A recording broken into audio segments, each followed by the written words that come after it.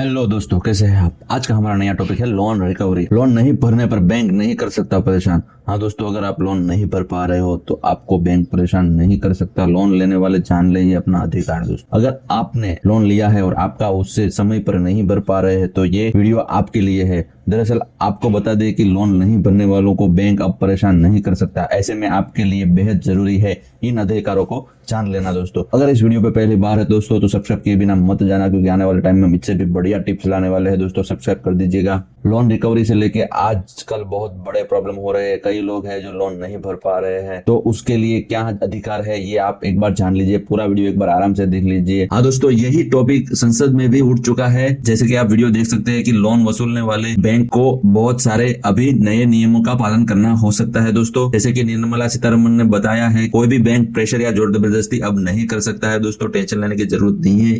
एक मिनट के लिए आप ये वीडियो देख लीजिए। दोस्तों, देश में करोड़ों गरीब, कमजोर वर्ग तथा मध्यम वर्ग के व्यक्ति अपनी विभिन्न प्रकार की आवश्यकताओं की पूर्ति के लिए ऋण लेते हैं।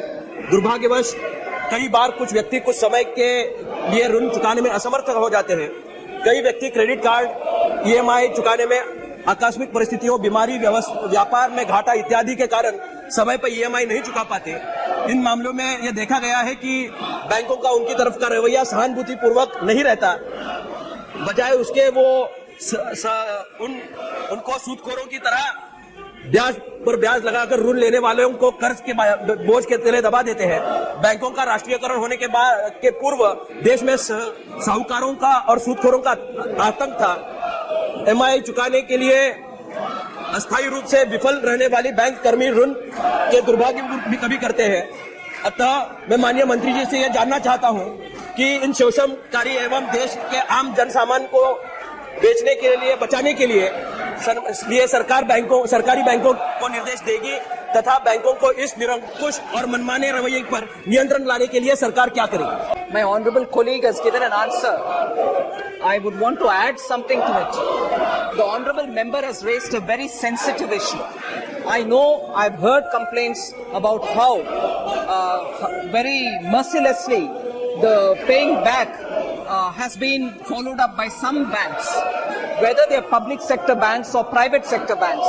The government has made sure through the RBI also to instruct such banks that such harsh steps should not be taken, and that they should approach this whole matter with a humanity in mind and sensitivity in mind. That instruction has been given to all the banks, be it private or public. हाँ दोस्तों, जैसे कि आपने video देखा, loan नहीं भरने पर कोई बैंक नहीं कर सकता परेशान। लोन लेने वाले जान ले अपना अधिकार। इस वीडियो में एक बार अपनी मेहनत की कमाई से बनाए गए एसेट का खोना बहुत दर्दनाक होता है। दोस्तों, आर्थिक मंदी में इसके लिए तैयार रहना जरूरी है। बिजनेस डाउन होना या नौकरी छूटने की स्थिति आ सकती है। याद रखें, यदि ये लोन चुकाने में चूक हो जाए तो वह अपनी संपत्ति का अधिकार भी खो सकता है।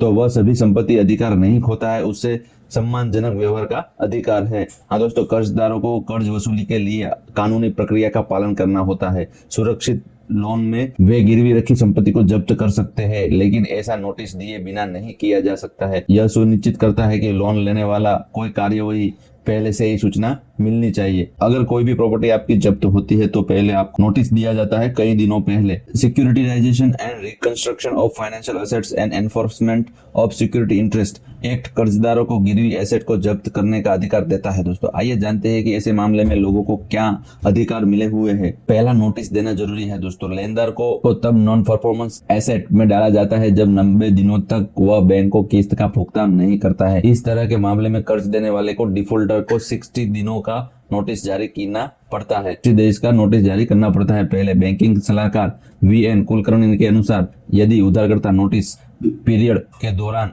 भुगतान करने में विफल होता है तो बैंक संपत्ति बेचने के लिए आगे बढ़ सकते हैं। अगर आप 60 दिन तक कोई एक्शन नहीं लेते हो तो बैंक अपना नोटिस भेजने के बाद 60 दिन के बाद वो प्रॉपर्टी बेचने के लिए आगे बढ़ सकता है। हालांकि संपत्ति की बिक्री से पहले बैंक को बिक्री के विवरण के साथ 30 दिन का सार्वजनिक नोटिस जारी करना होगा। उससे बाद 60 दिन के बाद 30 दिन का और से नोटिस जारी करना होता है। दोस्तों, उससे पहले कोई बैंक आपका एसेट ले नहीं सकता है, कोई भी आपकी प्रॉपर्टी जब्त नहीं कर सकता है।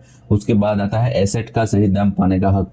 अगर आपकी प्रॉपर्टी 60 लाख की है और बैंक आपको 50 लाख में या 40 लाख में बेच देती है तो आपको 20 लाख का नुकसान होगा। इसलिए एसेट की बिक्री से पहले बैंक को एसेट का उचित मूल्य बताते हुए नोटिस जारी करना पड़ता है दोस्तों। इसमें रिजर्व प्राइस, तारीख और नीलामी के समय का भी जिक्र करने की जरूरत होती है। इंडिया लैंड्स के एमडी व सीईओ गौरव चोपड़ा कहते हैं कि उचित मूल्य का पता बैंक के वैल्यूअर लगाते हैं। अगर बोरोवर को लगता है कि एसेट का दाम कम दिया गया है तो वह अपनी नीलामी को चुनौती दे सकता है। इस मामले में बोरोवर को नया खरीदार खोजने का हक है। वह बैंक से नए खरीदार का परिचय करा सकता है। हाँ दोस्तों, अगर आपके पास भी कोई प्रॉपर्टी लेने वाला उच्च प्राइस में है तो आप उसे कोर्ट से इंट्रोड्यूस करवा सकते हैं और उसके बाद आप ये प्रॉपर्टी अच्छे भाव में बेच सकते हैं दोस्तों।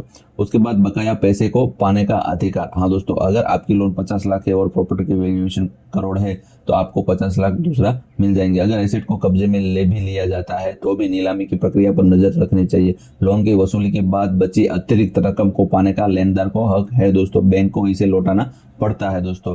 हाँ दोस्तों, अगर एक्स्ट्रा पैसे बैंक के पास आ गए हैं तो बैंक को उसे रिटर्न करने ही पड़ सकते हैं दोस्तों।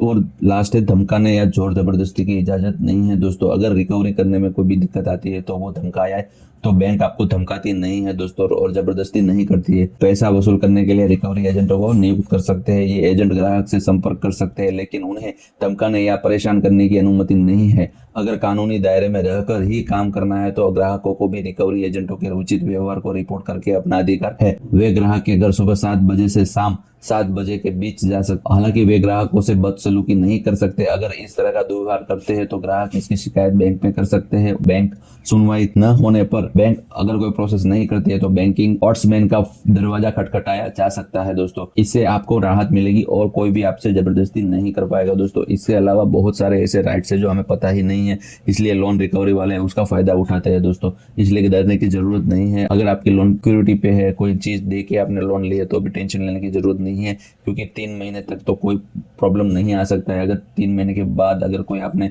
पैसा नहीं भरा है तो भी प्रॉब्लम आ सकता है दोस्तों। और क्या क्या हम इससे फायदा उठा सकते हैं और क्या क्या हम इससे बच सकते हैं ये भी आपको यहाँ पे दिखाया गया था दोस्तों। वीडियो पसंद आया हो तो लाइक कर दीजिएगा और पहली बार इस वीडियो पे तो सब्सक्राइब किए बिना मत जाना दोस्तों। मिलते हैं नए वीडियो में नए टॉपिक के साथ।